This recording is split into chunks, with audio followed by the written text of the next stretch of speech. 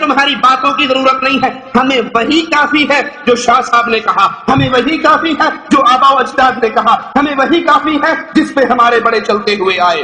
اولو کان آباؤہم لا يعلمون شیئا ولا يهتدون، ان سے کہو تمہارے ماں باپ اگر وہ بے علم تھے، اگر وہ بے عقل تھے، اگر وہ شریعت کی تعلیم سے اندھے تھے تو کیا اس کے باوجود تم ان کے راستوں پہ چلو گے؟ قرآن حکیم نے سابقہ امتوں کے اختلاف اور انتشار کو بیان کرنے کے بعد، ان کی مذمت کرنے کے بعد پھر اتحاد کا راستہ بتایا ہے، اس امت کو ایک امت بنانے کا طریقہ بتایا ہے، اس امت کو اکٹھا کرنے کا طریقہ بتایا۔ وہ کیا ہے؟ قرآن حکیم کی آیت سنیے، وَاعْتَصِمُوا بِحَبْلِ اللَّهِ، آؤ اکٹھے ہو جاؤ، آؤ امت میں جوڑ پیدا کریں، آؤ امت میں پیار پیدا کریں، آؤ امت کو اکٹھا کریں اپنے اپنے گروہوں کو چھوڑ کر۔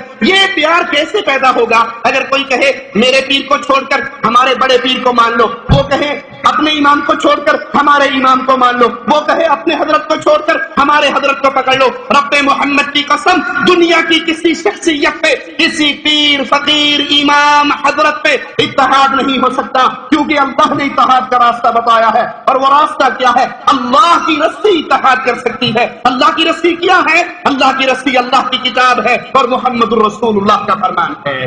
اس کے علاوہ کسی نقطے پہ اتحاد نہیں ہو سکتا۔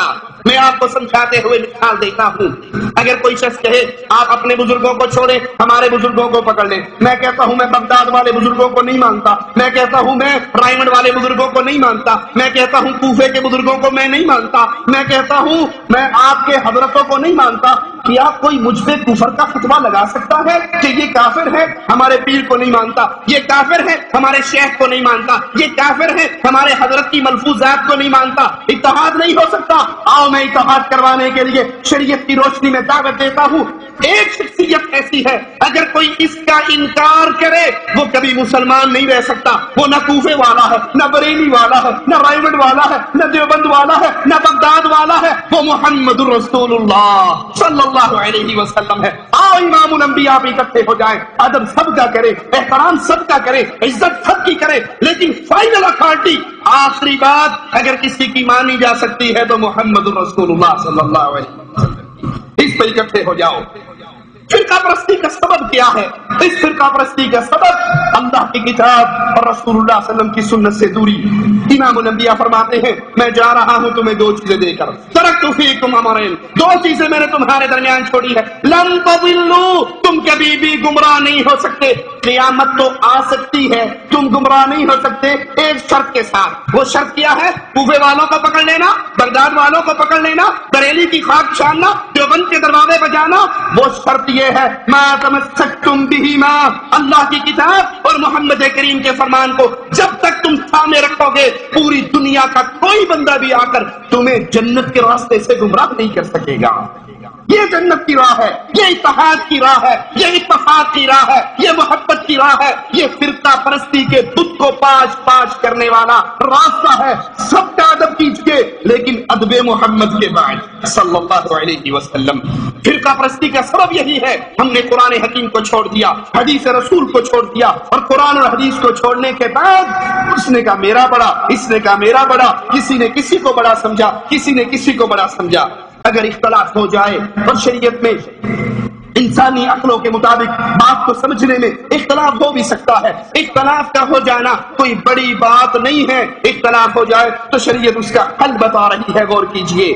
یا ایھا الذین آمنوا اطیعوا اللہ واطیعوا الرسول، اے ایمان والو، اے کلمہ پڑھنے والو، اے جن کا نبی ایک ہے، جن کا قبلہ ایک ہے، جن کا اللہ ایک ہے، جن کا کعبہ ایک ہے، جن کی کتاب ایک ہے، اے لوگو اللہ کی اطاعت کرو، اس کے رسول کی اطاعت کرو، وَأُولِي الْأَمْرِ مِنْكُمْ، اور اپنے مسلمان حاکم کی اطاعت کرو۔ فَإِن تَنَازَعْتُمْ فِي شَيْءٍ، اگر تمہارا جھگڑا ہو جائے، امام سے ہو جائے، پیر سے ہو جائے، شیخ سے ہو جائے، تمہارا مرشد کہے مرنے والے کی وفات کی چادر پر بیٹھ کر آیت کریمہ پہ ہم نے گٹھلیوں پہ آیت کریمہ پڑھنی ہے، ہم نے تیجا کروانا ہے، ساتواں کروانا ہے، نامہ کروانا ہے، 10واں کروانا ہے، 40واں کروانا ہے، قل کروانا ہے، رسم چہلم کروانی ہے، اللہ کرے گا کوئی اور مر جائے گا میری روٹی چلتی رہے گی۔ اگر اختلاف ہو جائے، اگر جھگڑا ہو جائے، اگر لڑائی ہو جائے، امام سے، شیخ سے، مرشد سے، پیر سے، شریعت دلیل کیا دے رہی ہے؟ شریعت اختلاف کو ختم کیسے کرتی کہتی ہے فردوہ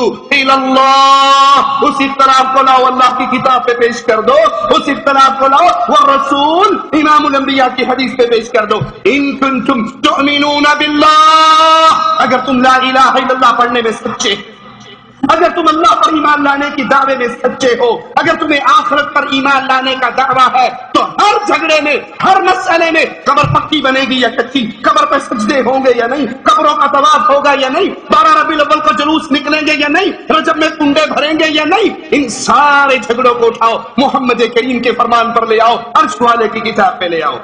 امیر المؤمنین امیر عمر رضی اللہ عنہ وارضاہ کے قول پر غور کیجئے.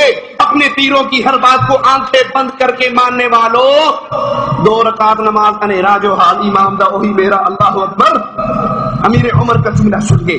ابو موسیٰ اشعری رضی اللہ عنہ کو خط لکھتے ہوئے کہتے ہیں اگر تم ایک فیصلہ کرو، ایک آرڈر جاری کرو، ایک قانون بناؤ، ایک فیصلہ کرو، پھر تمہیں کچھ دیر کے بعد یہ احساس ہو جائے میرا پہلا فیصلہ غلط تھا، میری پہلی بات غلط تھی، تو حق اور سچ کی طرف لوٹتے ہوئے ایک لمحے کی دیر نہ کرنا.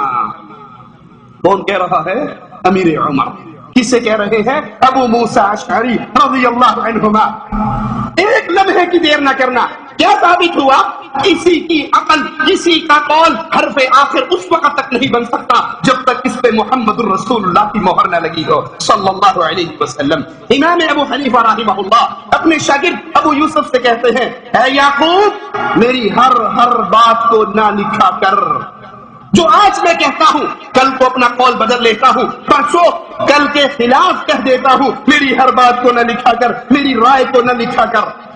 جس کی طرف تم بلا رہے ہو، جس کے نام پہ تم نے مذہب بنائے ہیں، جس کی طرف تم نے جھوٹ کی نسبتیں کی ہے، وہ اپنے شاگرد سے کہہ رہے ہیں ہر بات نہ لکھا کر. جس کی طرف ہم بلاتے ہیں، جس کی دعوت ہم دیتے ہیں، جس کی اتباع کا آوازہ ہم لگاتے ہیں، وہ اپنے شاگرد کو دیکھتے ہیں، عبداللہ کو دیکھتے ہیں، ان کی قلم رکی ہوئی ہے، آج فرمان رسالت لکھے نہیں جا رہے. پوچھتے ہیں عبداللہ تو لکھ کیوں نہیں رہا؟ جواب میں کہتے ہیں میرے ساتھیوں نے مجھے مشورہ دیا تھا ہر بات نہ لکھا کر، پوچھ کے لکھا کر. نبی کبھی غصے میں، کبھی پیار میں، کبھی گھر، کبھی باہر، کہا اللہ کی قسم لکھ، اللہ کی قسم لکھ، محمد کے ان ہونٹوں سے حق کے علاوہ کچھ جاری نہیں ہو سکتی صلی اللہ علیہ وسلم. جس کی طرف تمہاری نسبتیں ہیں وہ کہہ رہے نہ لکھ، میں قول بدل لیتا ہوں. یہ کہتے ہیں لکھ، مجھے زبان حال سے کہنے دیجئے لکھ. کس لیے لکھ؟ میں جب دین کی بات بتاتا ہوں اس وقت تک نہیں بتاتا جب تک عرش والا مجھے نہیں بتا دیتا صلی اللہ علیہ وسلم. یہ اتحاد و اتفاق کا راستہ ہے. لوگوں، جب انسانی عقل کی یہ کیفیت ہے کہ اختلاف ہو سکتا ہے، صحابی دوسرے صحابی سے کہہ رہے ہیں، تو پھر آج اپنے نام پہ، اپنے پیروں کے نام پہ گروہ بنانے والوں، یہ کیسے ان کی بات حرف آخر ہو سکتی ہے؟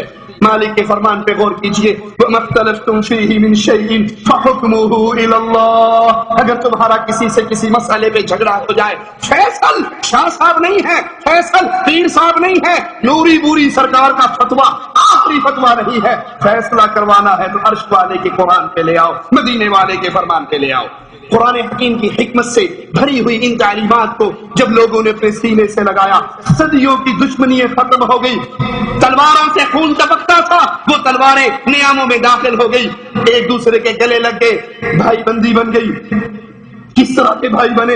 ابن عوف کو ان کا بھائی کہتا ہے میرا اتنا بڑا باغ ہے، مدینے کا بہت بڑا باغ ہے، تو دیکھ لے، آدھا آدھا تو کر لے، جو اچھا لگے تو لے لے، جو چھوڑے گا اس کو میں لے لوں گا. اس محبت کی مثال تاریخ میں نہیں ملتی، اس محبت کی مثال. اور یہ محبتیں پیدا کیسے ہوئی؟ سب نے اپنی اپنی رائے کو چھوڑا، اپنے قول کو چھوڑا اور فرمان محمد پہ اپنی گردنوں کو جھکایا صلی اللہ علیہ وسلم. اسی کا ذکر معنی کرتا ہے وَاذْكُرُوا نِعْمَةَ اللَّهِ عَلَيْكُمْ إِذْ كُنْتُمْ أَعْدَاءً فَأَلَّفَ بَيْنَ قُلُوبِكُمْ فَأَصْبَحْتُمْ بِنِعْمَتِهِ إِخْوَانًا. اس وقت کو اور اس نعمت کو یاد کرو جب تم آپس میں دشمن تھے ایک دوسرے کے، اللہ نے تمہارے دلوں میں پیار پیدا کیا، اللہ نے تمہارے دلوں میں محبتیں پیدا کی اور تم ایک دوسرے کے بھائی بن گئے.